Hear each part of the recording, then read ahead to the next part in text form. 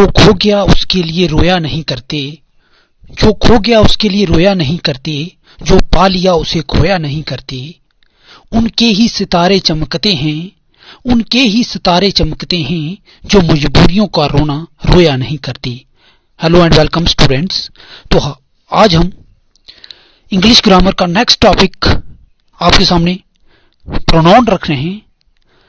जो प्रोनाउन है वो 2 वर्ड्स का बना है, प्रो प्लस नोन। सॉरी, ये पीडीएफ क्लियर नहीं है, ये आपको दिखती नहीं होगी, ठीक है, लेकिन फिर भी मैं आपको समझाने का पूरा प्रयास करूंगा। ये टॉपिक पढ़ने के बाद, ये वीडियो देखने के बाद आपको कोई कंफ्यूज नहीं रहने वाला है, ठीक है। मैंने इसको इतनी मेहनत से तैयार किया है कि आज तक आपको इसी प्रकार से किसी ने नहीं पढ़ाया होगा, कोई स्कूल में नहीं आपको पढ़ाया होगा, ठीक है। तो इसमें हर एक 5th लेवल से बच्चा हाई स्टैंडर्ड लेवल तक बच्चा इजीली तौर पर समझ सकता है, ठीक है। ये हर एक के लिए बेनिफिटेड है। बेसिक लेवल से एडवांस लेवल तक इसको मैंने समझाया है आपको। अगर आपने इसको ध्यान से पढ़ लिया तो आपको कोई कंफ्यूजन नहीं रहने वाला है, और आपको जो प्रोनाउन है ये आपके लिए एक इजी बन जाएगा, ठीक है। इसमें हम आपको सब कुछ समझाएंगे। ऑब्जेक्टिव केस क्या होता है, सब्जेक्टिव केस क्या होता है, ठीक है, इसमें डिफरेंट क्या होता है, ठीक है, और बहुत सारे पोसेसिव केस क्या होता है, ठीक है। ये तीनों केस आपको हम करवाएंगे, ठीक है। तो अब हम स्टार्ट करते हैं, ठीक है। फर्स्ट, प्रोनाउन क्या होता है? प्रोनाउन, ठीक है। प्रोनाउन 2 वर्ड से बना है, प्रो प्लस नोन, ठीक है। प्रो का मतलब होता है फॉर और नोन का होता है नोन, ठीक है। जो शब्द नोन के लिए प्रयोग किया जाता है उसे हम सर्वनाम कहते हैं। यानी pronoun is that word which is used in the place of noun, that is also known as called pronoun, ठीक है। अगर आपने ये समझना है, अपने दिमाग से लाना है कि अगर ये pronoun ना होता, ठीक है, तो हम किसी के बारे में बताना है तो उसका नाम बार बार रिपीट करते, लेकिन जैसे प्रोनाउन हुआ, प्रोनाउन शब्द का निर्माण हुआ, तो उसके लिए हम क्या, ठीक है, किसी का अगर नाम लेना हो, ठीक है, जैसे गीता एक अच्छी लड़की है, वह हमारे स्कूल में पढ़ती है, वह पढ़ने में बहुत होशियार है, तो हम गीता की जगह क्या शी यूज कर रहे हैं, ठीक है, शी यूज करेंगे गीता की जगह, तो वह शी क्या है, प्रोनाउन है, ठीक है। तो जैसे किसी वस्तु के बारे में बताना है आपने, ठीक है, कि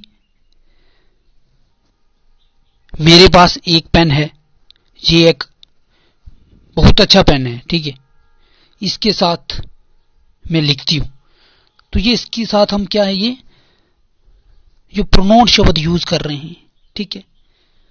तो इसलिए आपने समझना है कि प्रोनाउन वर्ड्स क्या होता है, क्यों यूज किया जाता है, ठीक है। तो ये अब हमने जो सब्जेक्टिव केस पर्सनल प्रोनाउन बताए हैं आपको, ठीक है, ये पर्सनल प्रोनाउन है हमारे पास, ठीक है। आई, हुई, you, they, he, she, it, ठीक है। इसमें जो आई और हुई है ये फर्स्ट पर्सन है, यू, दे, सॉरी यू सिर्फ सेकंड पर्सन आ गया, ठीक है हमारे पास। आई, हुई फर्स्ट पर्सन आ गया, ही, शी, इट, दे ये हमारे पास थर्ड पर्सन आ गया, ठीक है। ये हमारे पास क्या है, पर्सनल प्रोनाउन है, first personal pronoun, second personal pronoun and third personal pronoun. अब जैसे आपने सुना होगा कि आई का मतलब सिर्फ मैं ही होता है, लेकिन नहीं, आई का मतलब मैं भी होता है, मुझे भी होता है, मेरा भी होता है। अब ये शब्द सुनकर, ये मीनिंग सुनकर सभी स्टूडेंट कंफ्यूज होंगे कि आई का मतलब मैं तो हमने सुना है, लेकिन मुझे कैसे हो सकता है, मेरा कैसे हो सकता है। तो आपको कंफ्यूज होने की कोई जरूरत नहीं, हम आपका एक एक कंसेप्ट क्लियर करेंगे, ठीक है, आपके डाउट को दूर करेंगे हम, ठीक है। तो आपने समझना है। इसी प्रकार हुई का मतलब हम भी होता है, हमें भी होता है और हमारा भी होता है। यू का मतलब तुम होता है, तुम्हारा होता है और तुम्हें होता है। शी का मतलब वह होता है, उन्हें होता है या उसका होता है, ठीक है। इसी प्रकार ही शी का मतलब है उसे या उसने या उसका भी होता है। इट का मतलब यह, इसे या इसका। तो ये हमने बेसिक पर्सनल प्रोनाउन और उसके मीनिंग समझे क्या होते हैं। आपने आज तक तो यही सुना होगा कि आई का मतलब सिर्फ मैं ही होता है, मुझे नहीं होता है, मेरा नहीं होता है। लेकिन आपको बोला है हर एक वर्ड्स का उसका अलग अलग मीनिंग होता है, ठीक है।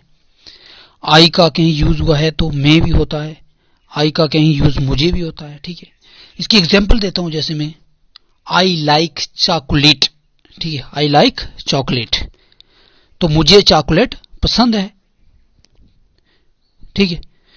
तो आप ये थोड़ी कहोगे me chocolate, sorry me like chocolate, no, I like chocolate बोलोगे, मुझे चॉकलेट पसंद है। इसी प्रकार देखो आई लाइक चॉकलेट, मुझे, आई का मतलब मुझे आ गया, ठीक है। तो इसी प्रकार मैंने बोला कि हर एक शब्द का अलग अलग मीनिंग हो सकता है अकॉर्डिंग टू सेंटेंस के मुताबिक, ठीक है। तो हम तो पर्सनल प्रोनाउन के बारे में हम समझते हैं। इसके जो 3 केस हैं, नॉमिनेटिव केस या सब्जेक्टिव केस बोलते हैं, पोसेसिव केस, ऑब्जेक्टिव केस, इन तीनों के बारे में हम आपको बताएंगे, इनका कॉन्सेप्ट क्लियर करेंगे, इनका डिफरेंट बताएंगे। सब्जेक्टिव केस कब यूज होता है, पोसेसिव केस कब यूज होता है, ऑब्जेक्टिव केस कब यूज होता है, इन तीनों के बारे में हम आपका कॉन्सेप्ट क्लियर करेंगे। तो आपको जो भी कंफ्यूजन हो, कोई प्रॉब्लम हो, कोई समझ नहीं आ रही है, तो आपने वीडियो के नीचे कमेंट करना है मुझे। अगर अच्छी है तभी लाइक करनी है ज्यादा से ज्यादा, मुझे मोटिवेशन मिले, ठीक है। तो जैसे सब्जेक्टिव केस क्या होता है, अब सब्जेक्टिव केस क्या होता है, जो काम करने वाला है, जो उस सेंटेंस में, उस वाक्य में जो काम कर रहा है, उसको हम सब्जेक्टिव बोलते हैं, सब्जेक्टिव केस बोलते हैं। या जो सेंटेंस में जो काम करता है तो वह सब्जेक्टिव केस होता है। फॉर एग्जाम्पल, वह पढ़ती है, शी रीड्स। अब पढ़ कौन रही है, वह, शी, तो शी क्या हमारे पास आ गया, शी हमारे पास सब्जेक्टिव केस आ गया, ये शी सब्जेक्टिव केस। इसी प्रकार बहुत से सेंटेंस हैं, ठीक है। तो ये आपने समझना है, जो सब्जेक्टिव केस हैं तो ये हम सेंटेंस के शुरू में अधिकतर इनका ही प्रयोग करते हैं, किसका, सब्जेक्टिव केस का। जैसे वह प्रत्येक दिन खेलती है, शी प्लेज डेली, ठीक है। तो शी ये क्या है, सब्जेक्टिव केस है, और ये हम वाक्य के शुरू में ही प्रयोग कर रहे हैं इसका, यानी सेंटेंस के शुरू में ही कर रहे हैं। इसी प्रकार ऑब्जेक्टिव केस, अब सेकंड देखते हैं। ऑब्जेक्टिव केस क्या होता है कि जिस पर काम किया जाए, ठीक है, जो उस वर्क को रिसीव कर रहा है, जो इस काम को, जिसके ऊपर किया जा रहा है काम, तो वह ऑब्जेक्टिव केस होता है। इसकी एग्जांपल आ गई, जैसे उसने मुझे मारा, शी, लड़की ने मारा होगा तो शी बीट मी, और लड़के ने मारा होगा तो ही बीट मी। तो अब मैंने बताया सेंटेंस के शुरू में जो काम कर रहा है, अब मारा किसने है, शी ने मारा है, तो शी उसमें क्या गया, वह हमारे पास सब्जेक्टिव केस आ गया। शी बीट मी, किसको मारा, मी, मुझे मारा, तो मी हमारे पास क्या आ गया, जी ऑब्जेक्टिव केस आ गया, ठीक है। तो इसी प्रकार से बहुत सी ऐसे एग्जाम्पल हैं जो मैं आपको समझा सकता हूं। मुझे उम्मीद करता हूं कि एक एग्जाम्पल से ही आपको समझ आ गया होगा। आपको मैं एक अच्छी प्रकार से, जितना मुझे कंसेप्ट क्लियर हो सके, मैं उसी प्रकार से आपको पढ़ा रहा हूं। तो आपने इस वीडियो को ज्यादा से ज्यादा शेयर करना है और सब्सक्राइब बटन को दबा दबा कर लाल कर देना है। तो अब इसका चेंज होते हैं, ठीक है। सब्जेक्टिव केस से ऑब्जेक्टिव केस में क्या चेंज होता है, ठीक है। जैसे आई का चेंज किस में हो रहा है, मी में चेंज हो रहा है। वी का किस में चेंज हो रहा है, अस में चेंज हो रहा है। दे का किस में चेंज होगा, देम में। यू का यू में चेंज, यू का चेंज नहीं होगा, ठीक है। ही का हिम में। शी का हर में, इट का इट में ही रहेगा। इसमें यू और इट नहीं चेंज होते हैं। आपने इंग्लिश को रटना नहीं है, ग्रामर को रटना नहीं है, सिर्फ समझना है आपने, ठीक है। अगर समझोगे तो आपके लिए हर एक काम आसान हो जाएगा, ठीक है। तो उसी प्रकार से थर्ड केस जो हमारा पोसेसिव केस, अब मैंने सब्जेक्टिव और ऑब्जेक्टिव केस आपको समझा लिया।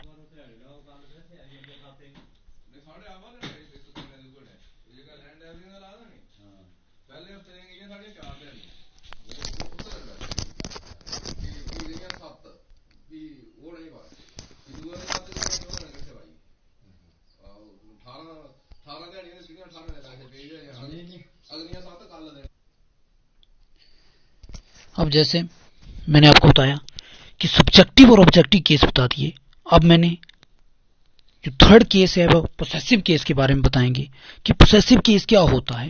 पोसेसिव केस जब हम किसी चीज पर, किसी वस्तु पर, जब किसी स्थान के लिए अपनी ओनरशिप दिखाते हैं, अपनी मालकियत दिखाते हैं, तो उसके लिए हम पोसेसिव केस का यूज करते हैं, ठीक है।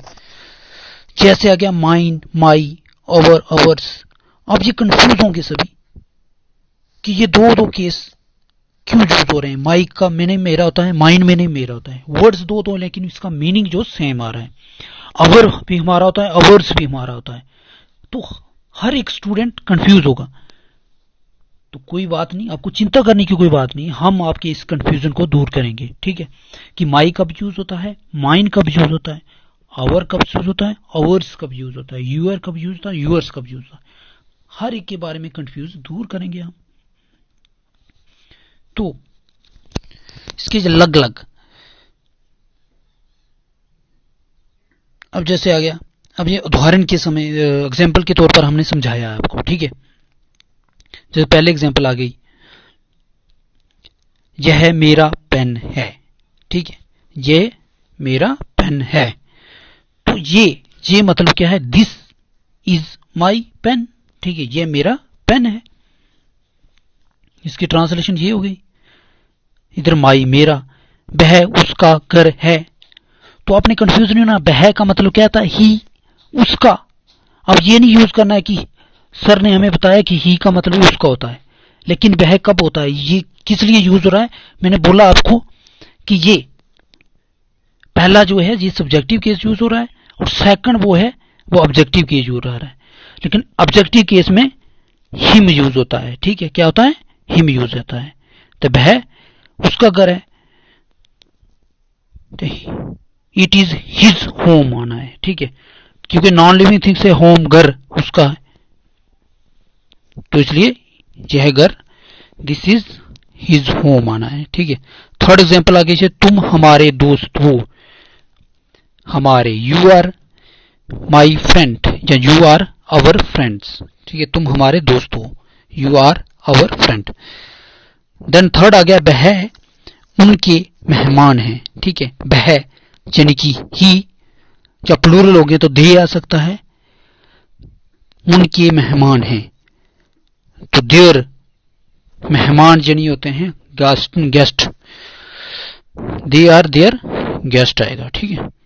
तो इसी प्रकार से बहुत, अब ये इसकी लग लगे, अब जहां पे मैं समझाऊंगा आपको, ठीक है, कि पोसेसिव केस कब यूज होता है। इसके दो जो होते हैं, जैसे माई भी होता है, माइन भी होता है। जैसे आप पहले देख रहे हो, यह किताब मेरी है, ठीक है, क्या है, यह किताब मेरी है। तो इसमें आप पहले देख रहे हो कि किताब पहले आया है, मेरी बाद में आया है, ठीक है, जिनकी किताब पहले आया और मेरी बाद में आया।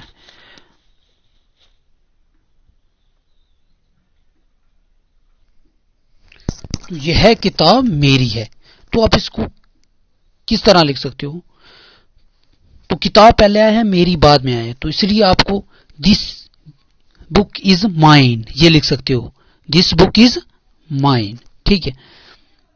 इसी प्रकार जो सेकंड इसके साथ ही सेंटेंस दिया है, वाक्य दिया है, वह क्या है, ये मेरी किताब है, ठीक है। अब मेरी पहले आया है, किताब बाद में आया, यानी पोसेसिव नोन पहले और जो नोन है वो बाद में आया है, किताब यानी नोन है हमारे पास।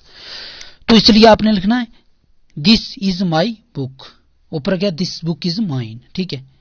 ये ध्यान रखना है किताब पहले आया तो बुक पहले आएगा, मेरा मेरी है तो माइन लगेगा, और ये मेरी किताब है तो मेरी पहले आया तो दिस इज माई बुक आना है, ठीक है।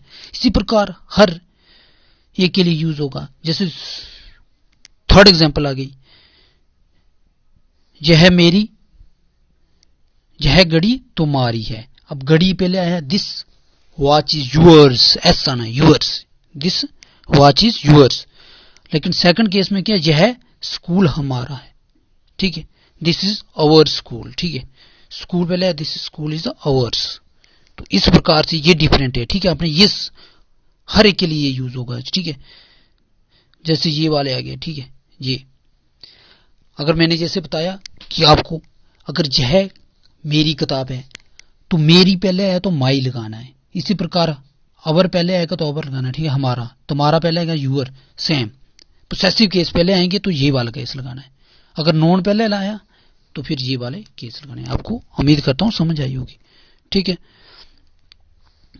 अब इसके बाद हम प्रोनाउन के आपको कंसेप्ट, बेसिक कंसेप्ट दे दिया, को subjective case, objective case, possessive case के बारे में बता दिया। अब इसके बाद हम प्रोनाउन के रूल के बारे में पढ़ेंगे, रूल्स, इंपॉर्टेंट रूल्स जो ग्रामर के होते हैं। तो ये अब प्रोनाउन आ गया, ठीक है, इसके बारे में हमने पढ़ा, ठीक है। डिस्ट्रीब्यूटिव प्रोनाउन है, आगे इसकी टाइप्स पढ़ेंगे हम प्रोनाउन की, डोमेस्टिकेटिव प्रोनाउन कौन से होते हैं, ठीक है, पोसेसिव प्रोनाउन कौन से होते हैं, पर्सनल प्रोनाउन कौन से, रिफ्लेक्सिव, हर एक के बारे में हम पढ़ेंगे, ठीक है। रिलेटिव प्रोनाउन, तो इसकी डेफिनेशन में मैंने आपको बता दी, इसके हम रूल से डायरेक्ट रूल्स पढ़ते हैं, ठीक है। ये हमने सब कुछ पढ़ा दिया आपको पर्सनल प्रोनाउन के बारे में, ठीक है, ये पढ़ा दिया मैंने।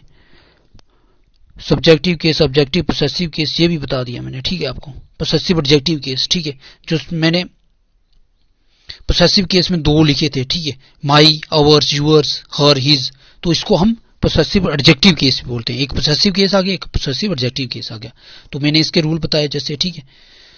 तो इसी प्रकार से अब जब रूल से शुरू करेंगे, ठीक है, रूल्स ऑफ प्रोनाउन के क्या रूल होंगे, ठीक है, तो ये पढ़ेंगे हम। जो रूल नंबर 1 आ गया, रूल नंबर 1 क्या कहता है हमें कि जब बहुत सी, मतलब आप देखते हो एक ही सेंटेंस में बहुत से प्रोनाउन यूज हुए थे, ठीक है, तो आपको ये पता नहीं होता कि पहला कौन सा प्रोनाउन आएगा, दूसरा कौन सा प्रोनाउन आएगा, थर्ड कौन सा प्रोनाउन आएगा, ठीक है।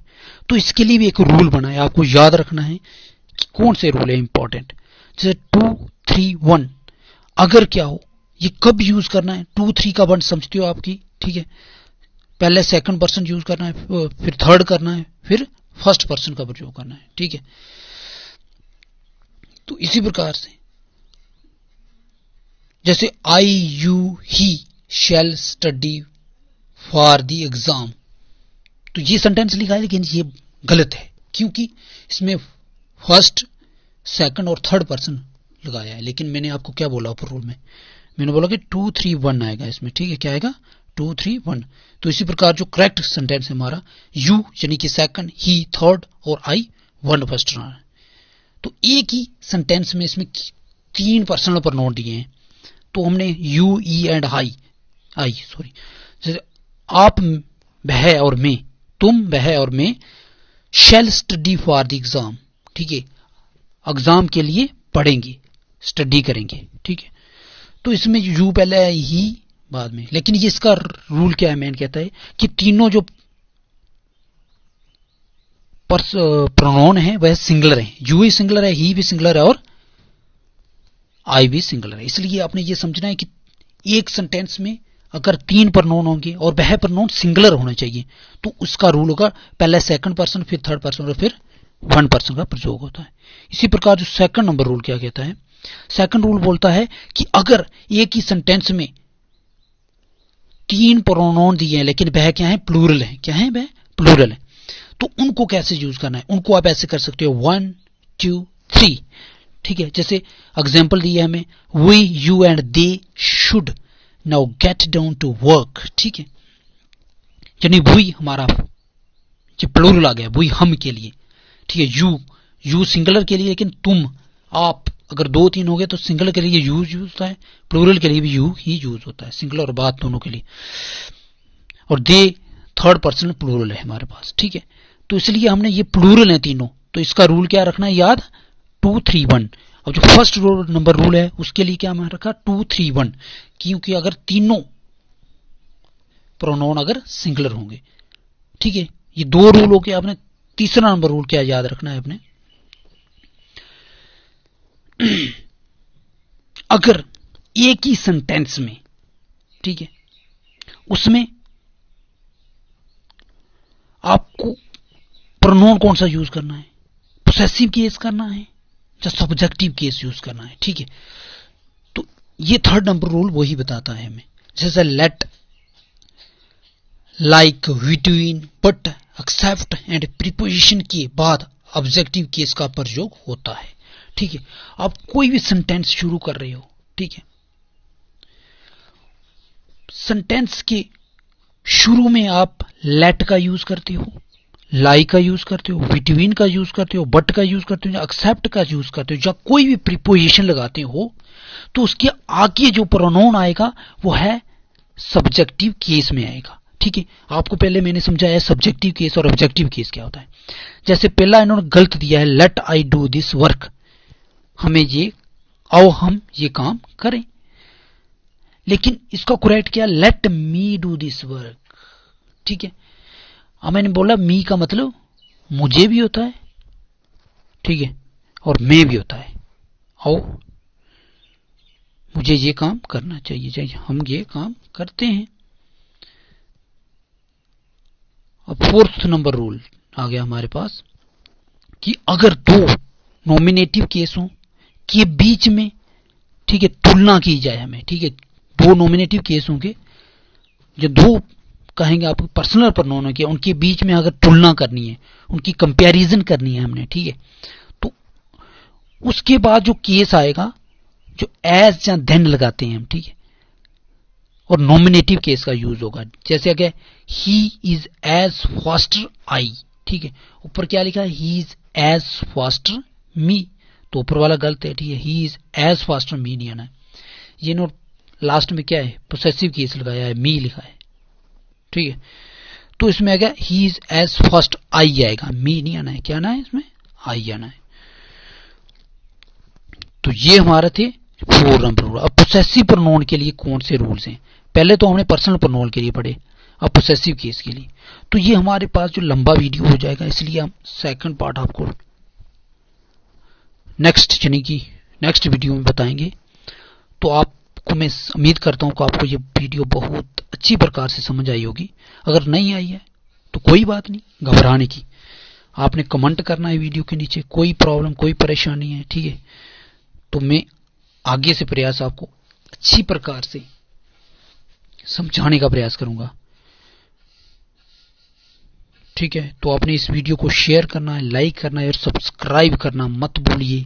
अपने फ्रेंड्स के साथ भी शेयर करना है और उनको ज्यादा से ज्यादा बच्चों को जोड़